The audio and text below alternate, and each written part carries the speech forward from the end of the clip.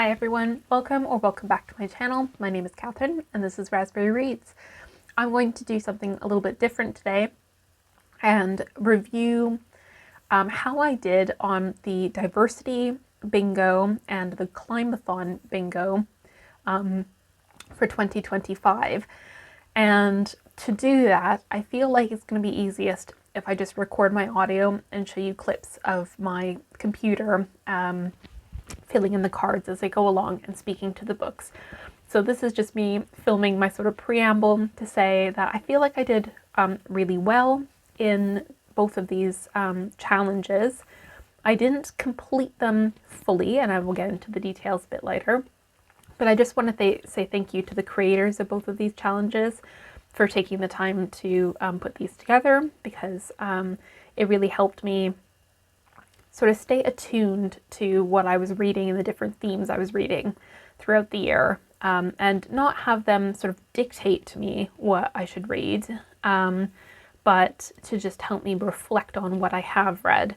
And I can say that with the disability bingo, one of my intentions going into 2026 is to focus a little bit more on reading about disability experience, and also focus a little bit more on LGBTQ plus experience, because those were two areas that I didn't read a lot in. And also for the Climathon, I feel like I didn't end up reading anything by an activist, and I think just overall I love reading about nature and sustainability and environmental activism, but I tend to just shy away from it. So this is just my sort of nudge to myself saying, you know, you really wanted to do this Climathon challenge, and I want to encourage myself and encourage you all to read more nonfiction to meet that goal for this year. So yes, I'm going to toggle off now from showing you a picture of me, and I will do the recording as a voiceover for both of the challenges. So I'm moving over to screen grab now. And what I have is Ellen's at Ellen Made Book Club, her disability book bingo for 2025. And so this is the first, like the main bingo square. And then you also have these criteria as well. And the instructions are here. So to get bingo, you need to get bingo on the board. So that's either a row or doing blackout, and you also need to check at least once all of these disability rep own voices categories, as well as these 6 continents at least once. All right, so let's have that in mind. Now you can see the bit of the bingo card that I've completed, so I'm just going to start from the top and work my way over.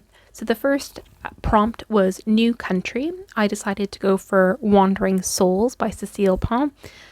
This is set in Vietnam partially, and then over to the UK with, I believe, a stopover in Hong Kong or possibly Taiwan. So the new country for me is Vietnam. I've never read anything set in Vietnam before, and also you can interpret new country as these are people who have had to flee Vietnam and move to a new country, settling in the UK.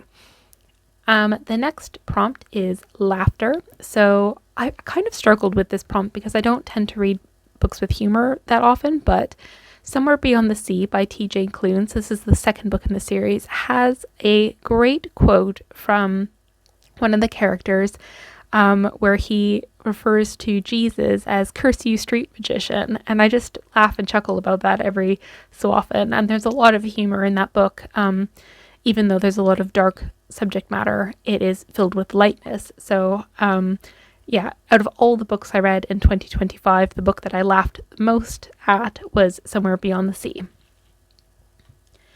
For another reading event, I decided to go with Environomics, and this is by Darshin D. David, I believe.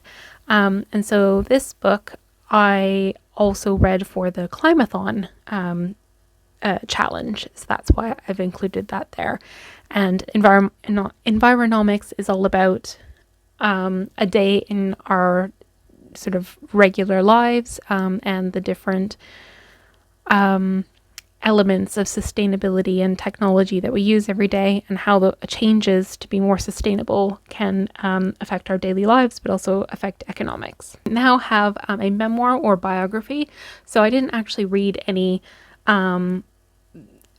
autobiographies, but this one I would say counts as a biography, and it's The Woman Who Went Over Niagara Falls in a Barrel, about, her name escapes me now, but yeah, apologies, I can't remember her name, but the person who actually did go over Niagara Falls in a barrel and survived. So that was a book about her. Feminist, Women Talking by Miriam Taves is definitely a book that is feminist at its core. This is all about a group of Mennonite women in Bolivia who are talking about and coming to terms with the fact that they've been abused by the men in their community. We've got a non-fiction choice, Ultra-Processed People. It was a really interesting listen. Recommended, I've talked about this book a lot, is Mermaid of Black Conch by Monique Ralphie. I particularly recommend the audio book version, and this book was also recommended to me by lots of booktubers. Secondhand, I get lots of secondhand books, but one that was sitting on my shelf for quite a while was The Lincoln Highway by Amor Towles. I read this towards the end of last year. Island, The Settlement by Jacques Sarong is set on an island off the coast of Tasmania, and it's all about colonialism and forced movement of Indigenous peoples. Future Empowerment, I thought of Brave New World by Aldous Huxley, so it's a bit of a left field choice, but it does talk a lot about the future, and in the context of the story, it questions the idea of power quite a lot. Library, I just simply picked a book that I borrowed from Libby, which was The Binding, but this book is also loosely set on books as well within the story, so I thought that worked well for that. Then we have Animals. I picked Wakenhurst by Michelle Paver. This book isn't particularly about animals, but there's a magpie that is sort of a central character in the story, and this was the only book that really made me think of animals, so I went for that one.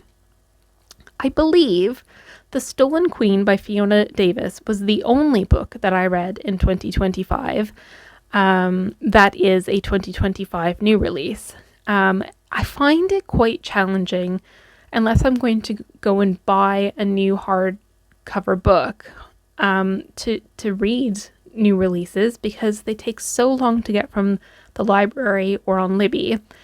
Or they're quite expensive. And so I was very patient, and I happened to read The Stolen Queen on Libby. And it wasn't a fantastic read, and actually I don't think it was really worth the wait. So I will be going back to this point in a future video about new releases, but in any case, I did read at least one 2025 release. Moving on, we've got a 5-star read, which was Amy Tan's The Bone Setter's Daughter. This is a multi-generational family saga about a mother and daughter relationship. It's set in San Francisco, but it also looks at the mother's life in China when she was younger, and then her relationship to her mother, which is mysterious, and her mother was a bone setter. Prompt from someone else's read. So Piranesi by Susanna Clark was all over BookTube a few years ago, and it made it onto my TBR, and I loved it. It was fantastic. So thank you to all the people that recommended Piranesi.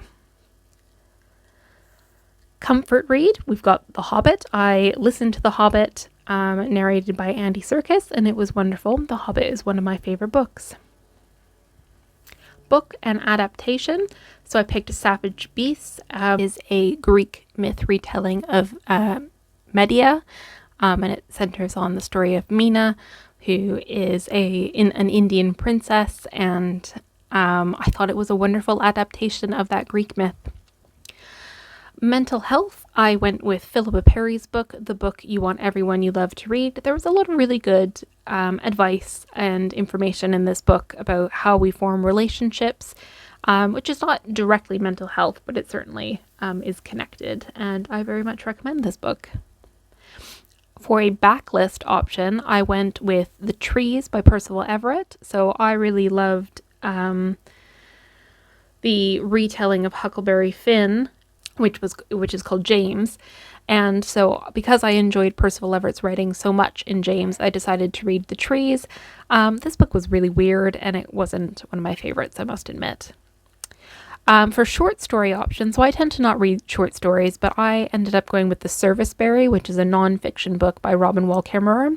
And this book is more of like a long essay style, so I guess that kind of fits the short story prompt.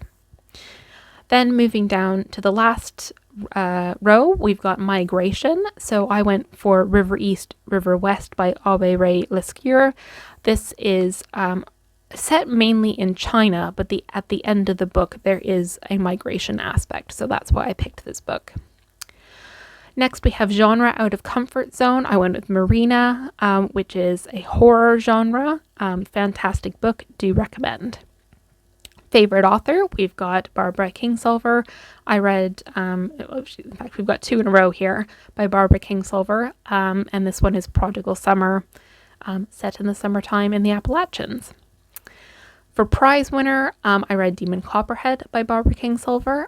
It's a fantastic book, really hard-hitting, and I very much recommend it. And then last but not least, we've got a translated work, which is Things We Lost in the Fire. This, again, was one that could be out of my comfort zone as well, but I did enjoy it, and I do think of some of the stories as well. Actually, I think this one could also go here, which is a collection of short stories. So yeah, those are all the books that I covered for the bingo card sheet. And then if we just move on to the last bit here, which is the diversity representation and the continents. So Wandering Souls, I thought would cover Asia. We've got The Stolen Queen is set in Egypt, so that covers Africa. South America is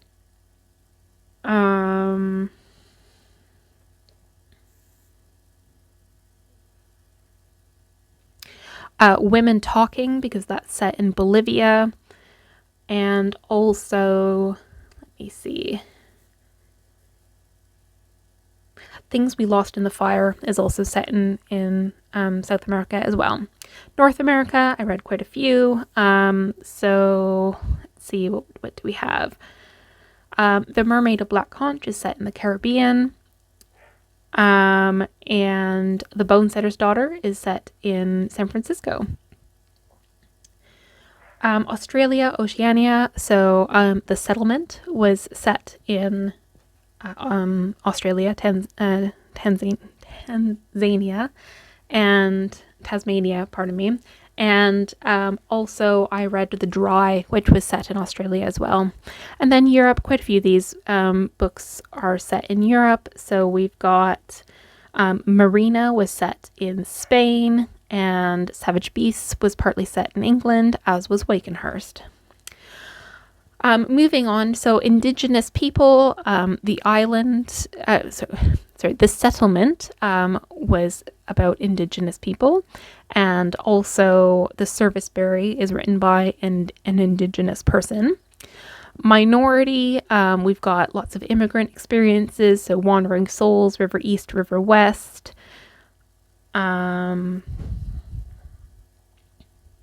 Women Talking could also count for that as a minority voice. LGBTQIA+. I didn't read that many that fall into this category, but I would say that Somewhere Beyond the Sea has LGBT representation, so it could cover that. Disability, I looked at disability in a very generous sort of way. And we've got some elements of difference in Somewhere Beyond the Sea. We also have, I would say, things like chronic illness and addiction that could be covered in Demon Copperhead, as well as The Bone Setter's Daughter, that has chronic illness as well.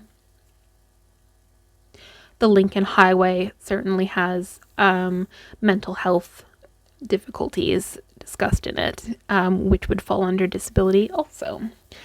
And then, neurodivergence, that's another area that I feel like I could explore this a little bit more, because I don't think I read any books that were sort of own voices neurodiversity, and I don't think I read any books that explicitly covered a neurodivergence experience, although some of the characters throughout the books I read certainly had elements of being neurodiverse.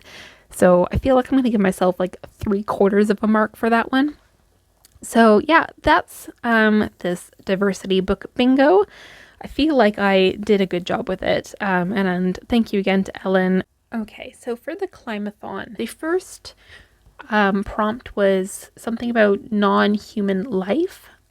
So I decided to go with Hum, which is a speculative dystopian sci-fi book about AI, and the effect that this has on daily life and also on the climate. So yes, the non-human life aspect of that is the Hums, which are these robots that help people with their daily life.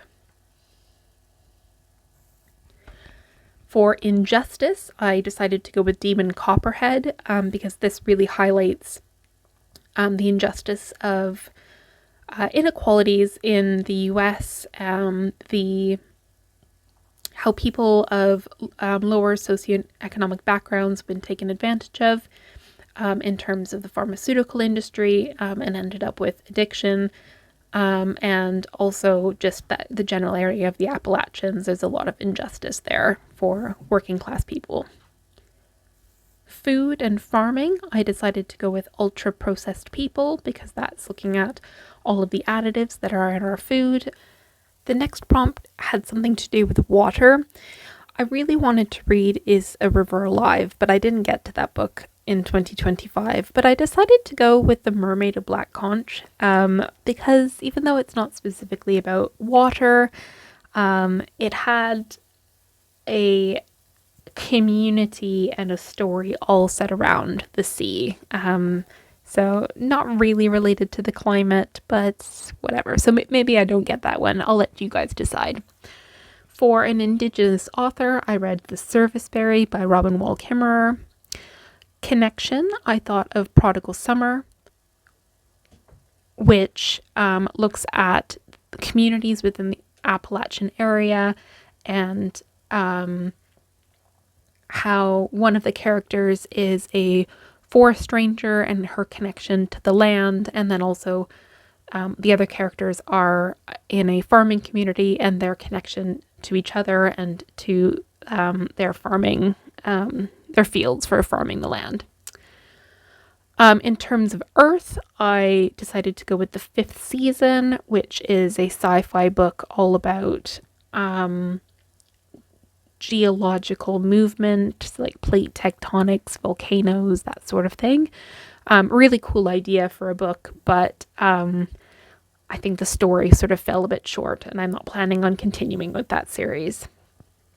For Revolution and Change, I thought that Dust, which was the last book in the Omnibus trilogy, it's like Silo, I thought that that would work for Revolution and Change, because it is all about the people who live in the silo deciding to revolt, essentially. Different continent, I went with The Dry by Jane Harper, and this is set in Australia, and actually The Dry could also be for water or lack of water, because it's about a drought and how that affects farmers in Australia. Outside, I interpreted this in a slightly different way, and I went for Orbital, which is by Samantha Harvey, I believe, and this is set in space, so I took outside to be outside our planet. I did not read anything by an activist. I am still working on Michaela Loach's book, but I did not finish that in 2025.